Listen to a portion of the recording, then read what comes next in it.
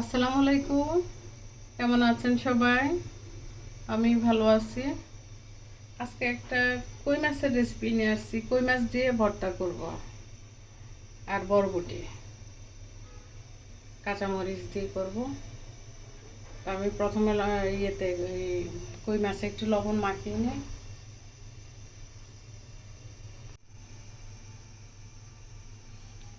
লবণ দিব। আপনি ইচ্ছা করলে হলুদও দিতে পারেন, কিন্তু আমি হলুদ দিব না। ভর্তায় হলুদ দিলে ভালো লাগে না আমার কাছে। লবণ মাখানো শেষ। এখন আমি কড়াইতে একটু তেল দেব। তেল দিব, বেশি তেলে ভাজবো না।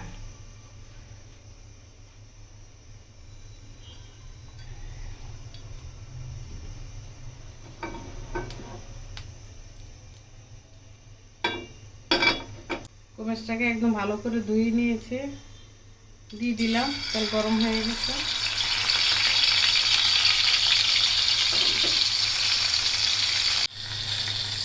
মাছগুলো আমি উল্টে দিয়েছি পুরো। আবার উল্টে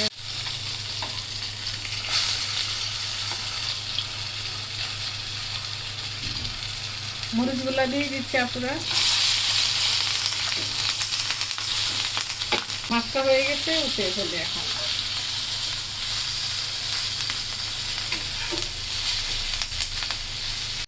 মাছ ভাজা হয়ে গেছে, মরিচও ভাজা হয়ে গেছে। এখন আমি বরবটিগুলো একটু সিদ্ধ করে নিই।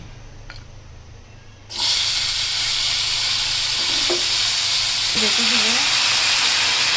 বরবটি সিদ্ধ হোক আর আমি মাছের কাঁটাগুলো বেছে নিব।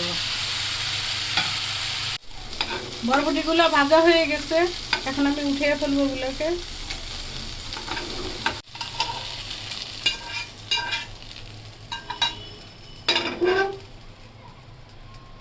আজকে আমি পাটায় ভর্তা করব।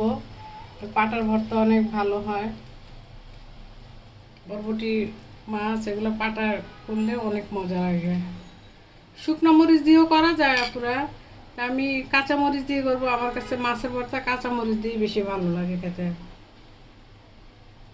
আছে এখন বরবটির জন্য অল্প একটু লবণ দিব। বেশি লবণ দিলে আবার লবণ হয়ে যাবে। অল্প একটু লবণ দেবো বরবটির জন্য।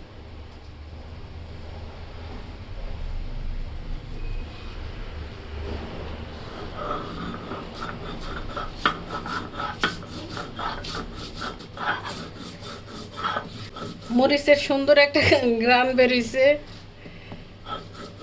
মাছের ভর্তা কাঁচা মরিচের দিয়ে বেশি মজা হয়।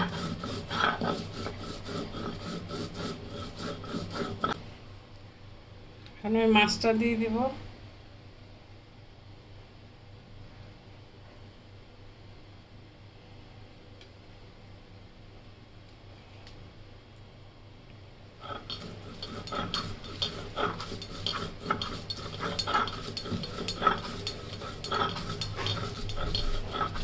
আমি একটু একটু বেটে নেই। মাছটা বাটা হয়ে গেছে গো আপুরা। এখন বরবটি বাটবো। অনেকে ব্লেন্ডারে ভর্তা করে, কিন্তু ব্লেন্ডারের চেয়ে পাটার ভর্তা অনেক মজা। আর হাতে কষলে সেটার চেয়েও, হাতে কষলানোর চেয়েও পাটারটা মজা বেশি।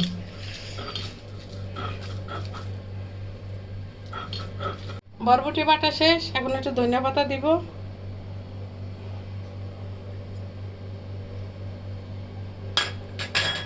ধনিয়া পাতাটা বেটে পেঁয়াজ দেব।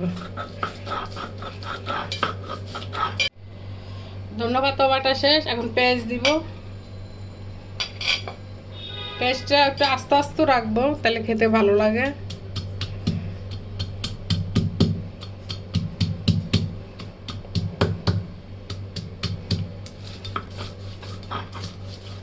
একটু আস্তে আস্তে থাকলে ভর্তা খেতে ভালো লাগে, দাঁতের নিচে পড়ে।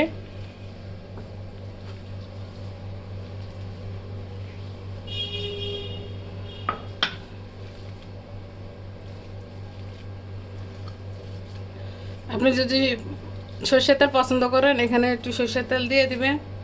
আমি পাটার ভর্তায় সরষের তেল দিই না, ভালো লাগে না।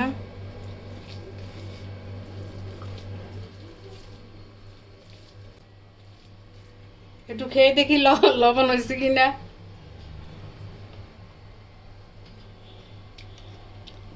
অনেক মজা হয়েছে আপুরা, গরম ভাত দিয়ে অনেক মজা লাগবে খেতে।